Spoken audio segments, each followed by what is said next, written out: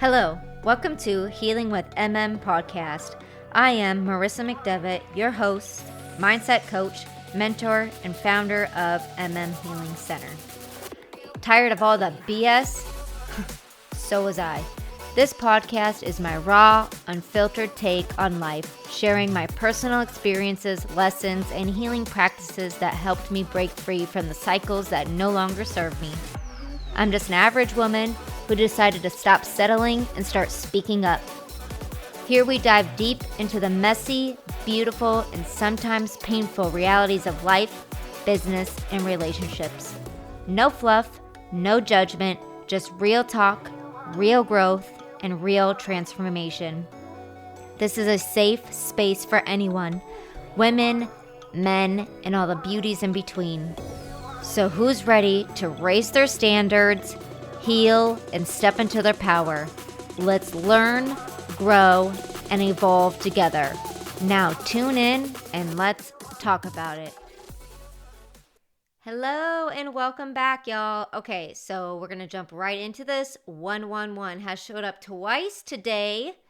And if you don't know what 111 means, it is an angel number and it is for manifestation and spiritual alignment. And I feel that deeply. Angel numbers have been so important to me because they were so significant in my life for a long time. And I started second guessing them because I'm like, well, obviously, like, angel numbers must happen all the time for everyone. Because it was literally on everything. Clocks, license plates, receipts, everything. And it wasn't just 111. It was, 222, 333, 4499, whatever. Okay. 111 came back twice today. I haven't seen angel numbers in weeks. So much that I was like, oh my gosh, am I not in alignment? So it's real. So anyways, just confirmation. I started this episode and it hit 111 and I was like, that's what I'm talking about. Right when I got to my destination today, it was 111, and yeah, that's what I'm talking about. So that's the energy of today. No, this episode is not about angel numbers. Pretty sure I have one. If not, I'll make one. But here we go. I'm doing another shout out because people are listening in different countries, and that makes my heart beyond happy. So again, we're shouting out, of course, the United States, all the way up to Alaska, my people in Alaska. We have Spain, whoever's listening in Spain. Thank you. You are the top other country besides the United States that's listening to my podcast. What's up, Spain? Tell me where exactly you're from in Spain. We got Germany, Canada, France, Hong Kong, Australia, and Italy. I love you guys so much. Thank you for listening. Please comment exactly where you're at. We are going to talk about burn spells. Yes, you heard me right. The witchy stuff, the fun witchy stuff, I like to call it. Have you ever asked the universe for change and then your life started to fall apart? Yeah, that might not be bad luck. That might be alignment, or what I like to call realignment. This episode is about full moon rituals, burn spells, and intention setting, but in a grounded, intentional way. This isn't about control. It's about release, awareness, and alignment. So full moons equal release energy. That is what the full moon brings in. So letting go of what no longer aligns to you and your highest potential. And of course, the emotional intensity of a full moon is very normal. So it's time to clear space intentionally and externally. I've been doing full moon rituals for, years now. I can't even remember how many years. I'll walk you through my process on how I do my full moon ceremonies. Everybody's different. I'm sure there's other ways than mine. I am just going off my experience and how it works for me and how I've learned and how I integrate it in my life. Doesn't mean it's right, doesn't mean it's wrong. So whatever floats your boat, great. And then we're going to talk about how you need to be careful for what you wish for, because these do work. And I mean, it works sometimes immediately in the ways that you would not expect. And I'm going to give you all of the examples. So my personal process, I start preparing for the full moon a few days before the full moon, or if sometimes I don't know what's coming because I'm not like an astrologer. I'm not an astrologer. However, I do work with the moon a lot and the sun. Twitches. Me and my sister, that's been our nickname since we were kids, pretty much. We came up with it as adults, but we used to watch the movie Twitches. I don't know if it's a Disney movie. It's a witch movie. It's about twin witches. And one of them wears a sun and one of them wears a moon. And my sister has always been a night owl. And I've always been a morning person. But on top of that, like, I've always been a lizard in the sun. I love sun gazing. I love being in the sun. I can handle the heat. She cannot. She literally has where she faints in the sun if she gets too hot. She gets overheated a lot. She can't take the heat of the sun. Even though she loves the sun and she would love to, her body literally cannot handle it. So she's the moon and I am the sun, and we are Twitches. A little off topic, but it goes along with the witches and the Twitches and the moon and the sun, okay? So you need to set your space. This is so important with any kind of healing work that you're doing, any kind of ritual work, ceremonial work. You always need to set your space. What does that mean? Clear your energy with a chakra bell. Clear your energy with some Palo Santo. Clear your energy with some sage. All right? Clear your energy with meditation. Put some crystals around you if you have to. Hold on to a crystal. Whatever you got to do. Set your space. I personally always use Palo Santo. I use sage sometimes, more Palo Santo now. I use incense, ritual incense. And I energetically set my space as well, along with using crystals. I mean, I use it all because I like to. Do you need it all? No. Does some work and some don't? I don't know and I don't care, but it works for me. So that's just what I do.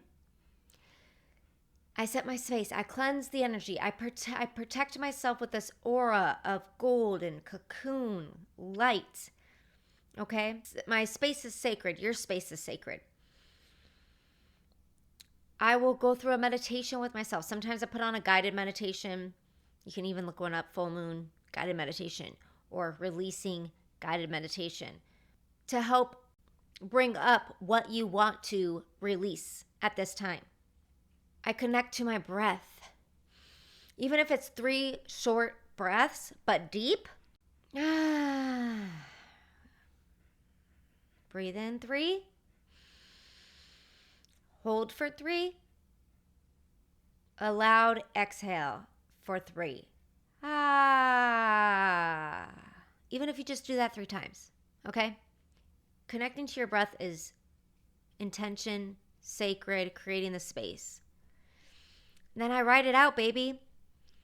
You're going to write it out. And you can just use any piece of paper. I actually have ritual burn paper, which I didn't even know if they make, but I picked it up in Bisbee, Arizona at this total witch store. And I totally met a real herbalist witch. She's so cool. She's so powerful.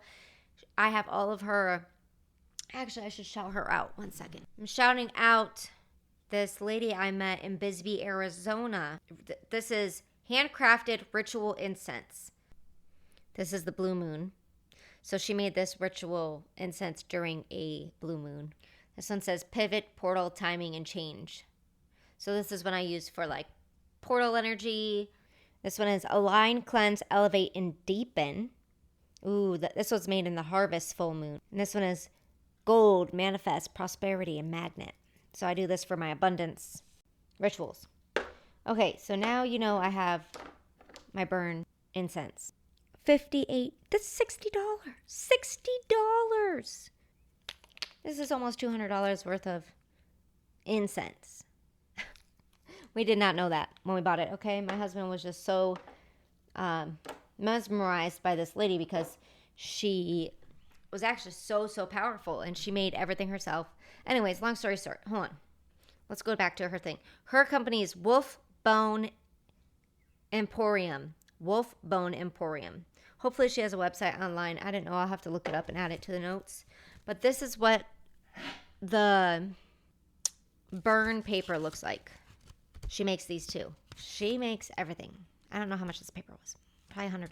No, I'm just kidding. It wasn't expensive. I mean, it was expensive, but honestly, I've had these. You just need a tiny bit. I've had all 3 of these for a year and a half, and I've only used this much. Now, granted, I usually only do it on a full moon, or I do it during portal times, and you only need a tiny bit. Literally a tiny bit. So if you think about it, 180 will last you 2 to 3 years. If you use it constantly or a lot, which I don't know why you would, but if you use it a lot, then I would say a year or 2. So it's worth it, in my opinion. I love this stuff. It's real stuff. She handcrafts it. She handpicks it. She does everything. She blesses it. She does her witchy thing she does. After you meditate and you set your intentions and you're writing out on the piece of paper everything you want to release. Whether it's limiting beliefs, toxic patterns, relationships, or fears. You have to be honest. You have to be raw with no filter. For example, I used to say almost every single burn spell last year into this year, I release any relationship, friendship, or partnership that is no longer aligned with my higher self. I release any friendships or relationships that have ill intentions towards me, that are liars and deceivers and not of their true self. You think that sounds good on paper, because it does, because you don't want those type of people. But woo-wee, does it work? We'll get into that next. Okay, now you've meditated. Now you got your release, what you want to release. For me personally, after I write my release, it's sometimes it's very emotional for me because it's a lot of stuff I don't want to look at within myself. It's stuff that I know that needs to go, but I don't really want to go because it's uncomfortable. So sometimes I actually cry when I write these, or it's not the best feeling writing them out, is what I'm saying, because you're very uncomfortable. You're talking about all the things that you need to release, and usually that's not the good stuff. Okay, you don't want to release the good stuff. You want to keep the good stuff. You want to release the bad stuff. Okay. I like to ground myself again, and then I like to call in on a different piece of paper. Sometimes I use the same one, front side and back side, and I burn it both. But recently I've been using the one paper for release to burn, and then keeping my what I want to call in with me, and I'll get to that here in a second. Then I like to do the fun part, and that's when I like to call in what I want. I want to write my book. That's what I'm doing right now. I want my book to sell. I want my podcast to be listened to all over the world, in every single country. Okay, that's my goal. Every single country. You hear that? So the people in Spain, the people in Hong Kong, send them to your other friends. All right. Help this podcast go viral. Help this podcast travel all over the world, okay? That is one of my manifestations. So now you got all of that, all right? So you take your burn paper and you go outside, and we got the jets flying right over. I live close to the Air Force Base in Arizona. It's called Luke Air Force Base. So these jets, they practicing all the time, especially now that all the craziness is going on. And they fly over my house, and I mean like right over my house. So they're pretty loud sometimes. So that's the first round. So there's probably going to be a few more, because it usually is like 3 or 4 sets of them. You go outside.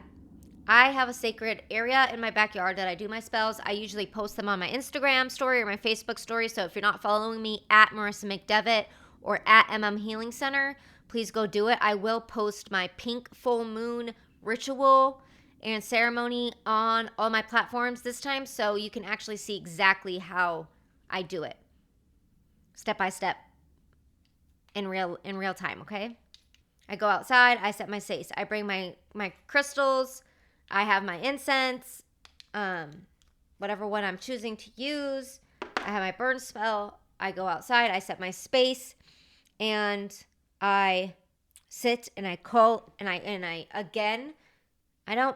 Sometimes I Palo Santo again to clear the space of my area that I'm doing my ceremony.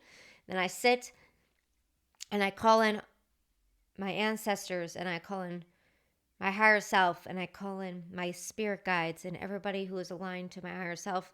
Please come down and join me for the ceremony of releasing what I need to release and what I need to call in.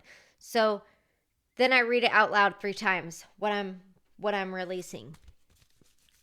Under this full moon, April 1st, pink full moon in Libra, I am releasing boom, boom, boom, boom, boom, boom, boom. And I do that 3 times.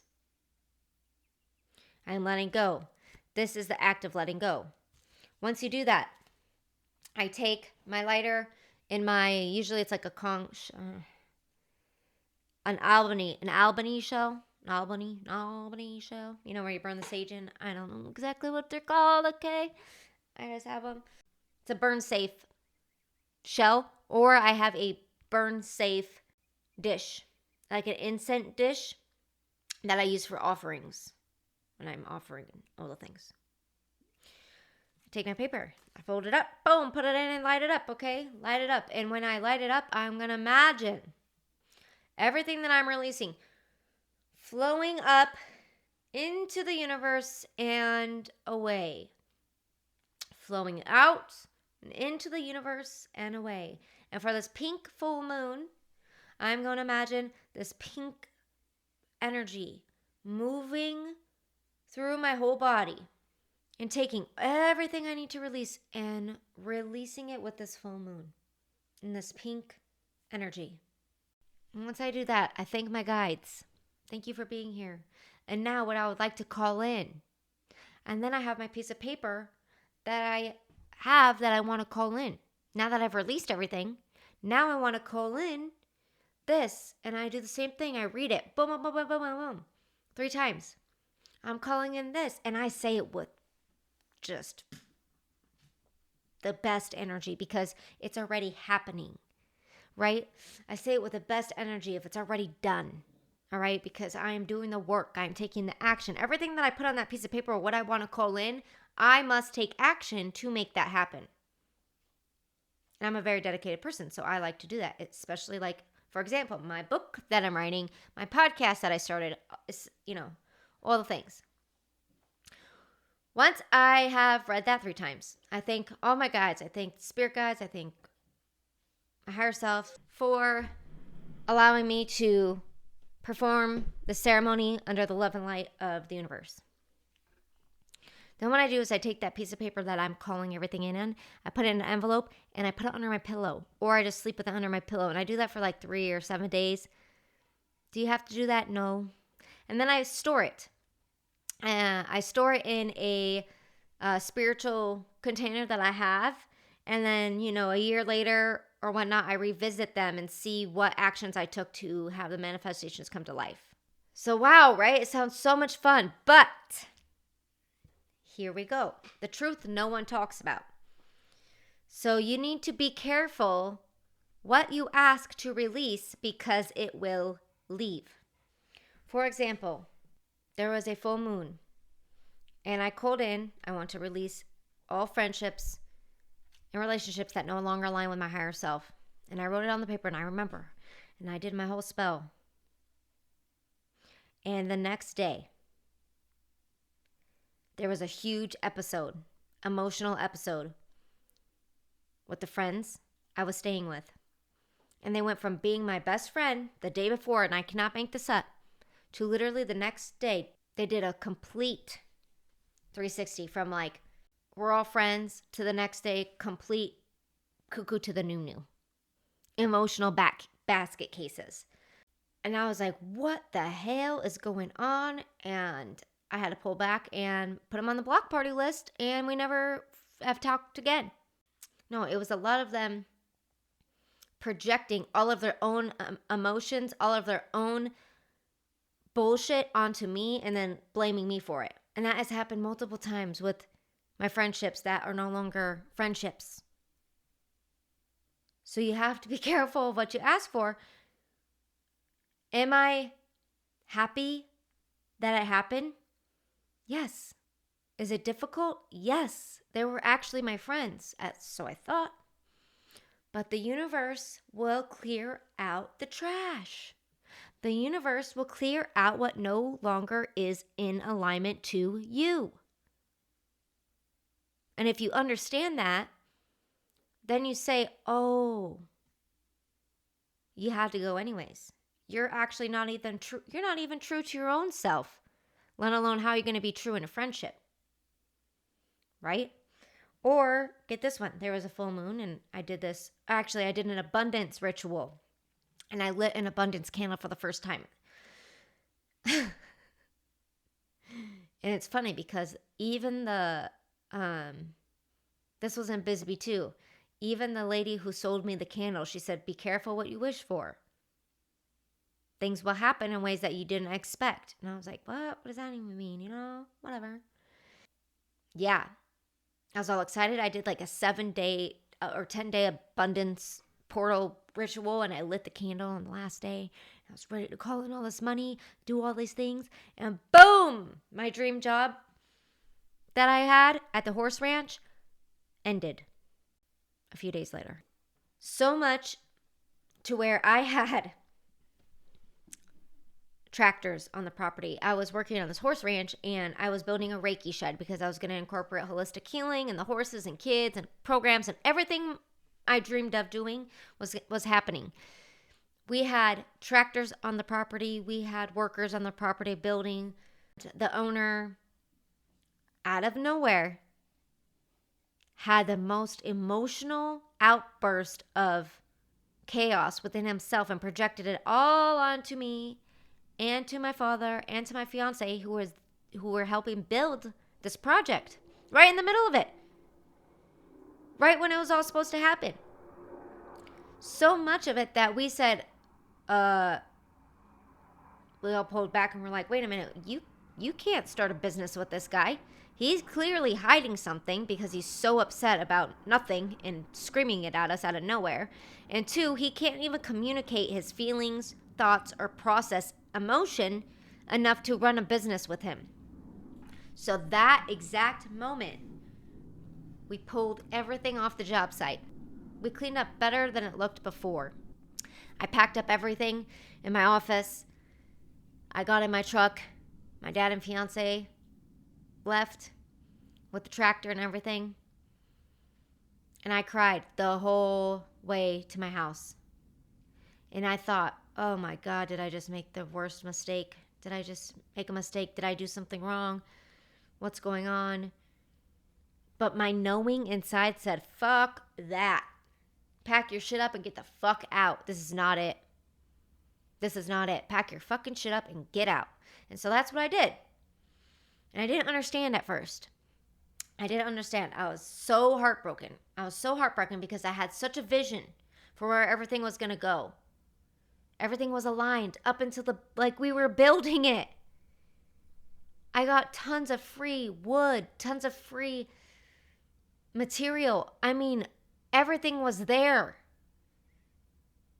And within seconds, done. Same with my past friendships. After a full moon ceremony, they were totally my best friends. Totally friends. We were totally getting along. And then the next day, boom, Dr. Jekyll, Mr. Hyde. Complete 360. Like, who are you? And why are you guys acting like that? You gotta go. Because, they're, insane. But here's the cool part. After I got home, after crying the whole way home, it led me to building this podcast. It literally led me to create my podcast. My dad sat there with me for the next few days. my microphone. He bought me my microphone and he helped me set up my computer. I started my podcast. So one door closes, another one opens. But why did that happen? And why did it happen so fast? Because I did the ritual. I did the ceremony. I called in abundance in my highest timeline and partnering up with someone who can't handle emotions and was lying about finances is not in alignment to my highest potential. Having friends who are not even true to themselves, let alone in a friendship, that is not aligned to my highest potential. What I call in are people who are true to themselves. What I call in are people who take action and accountability within their own lives. Yes, we're human. We're going to fuck up. Nobody's perfect. I'm far from it. Hence why I made this podcast. I talk about all my fuck ups all the time. That is life. But I learn from them. I take accountability for them. And I said, hey, here's where I messed up. Boom, boom, boom. This is what I did. Boom, boom, boom. Don't do what I did. Amen. Hallelujah. So release doesn't always feel peaceful. Sometimes it feels like chaos. But again, it's not falling apart. Your life is not falling apart. It's actually clearing out the trash. It's clearing out the bullshit. Misaligned people will leave. Unstable situations will collapse right in front of you. And you're like, what the is going on? And the truth gets revealed no matter what. So you asked for alignment, but that alignment requires removal first. You have to remove all the bullshit to call in your manifestations, to call in the abundance timeline in life that you actually want. So the pink full moon in Libra. Libra equals relationships, balance, harmony, and self-worth. But the cool thing is the full moon is in Libra, but the sun is in Aries, which is action, identity, and independence.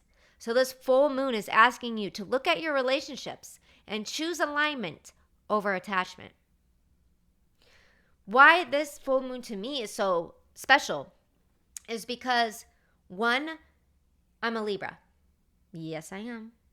Balance, the Justice card. I am a Libra. This pink moon is in Libra. It's like my moon. Okay. My grandma, her birthday is April 1st. This pink moon is on April 1st. For everyone who doesn't know, my grandma has passed away, but she is one of my strongest spiritual guides. Oh, and here comes a monarch butterfly right when I said that. She's one of my strongest spiritual guides. She's visited me in Hummingbird Fork multiple times. She is one of my top guides on the other side, helping shift frequency, helping shift things in and out, moving things, helping, guiding me. Okay? Another cool thing, my dad is also an Aries. All right? My grandma's birthday is April 1st. My dad's birthday is April 3rd. Okay. Well, guess what? My dad is coming to town. I pick him up tomorrow. We're going to Sedona together. Sedona, wow. Sedona is known for powerful energy and spiritual retreats. People go there for healing, reflection, and transformation. So Sedona is a place where people feel deeply connected and transformed. Meaning, Sedona is the heart chakra of the world. All right, Google it. Not only that, the Native Americans, they go to Sedona for ceremony and healing, and then they leave. They actually do not live there because the energy in Sedona is so powerful. It is the most magical, beautiful place I have witnessed in a very long time, one of them. And I am so lucky to live only an hour and 45 minutes from it. But my father is coming to Arizona for a week, and we are starting off with going to Sedona to do a 2-hour sound healing together. First off, it's me and my dad's first time in Sedona, Arizona together. We've never been there together. It's our first sound healing together. It's a 2-hour sound healing with 4 different healers and shamans. It's my grandma's birthday. Like, to be in this type of ceremony and healing with my dad in the full moon of Libra, which is all about relationships and connections, which is my father And he's my best friend, besides my fiance. So it's like, this is going to be a powerful healing. And I'm really excited to record before and after the Sedona trip. So how can you prepare for this full moon? 1, journal. This is what you need to journal. What am I ready to release? What is no longer aligned with me? Reflect. Where am I out of balance? And then ask, what am I calling into my life?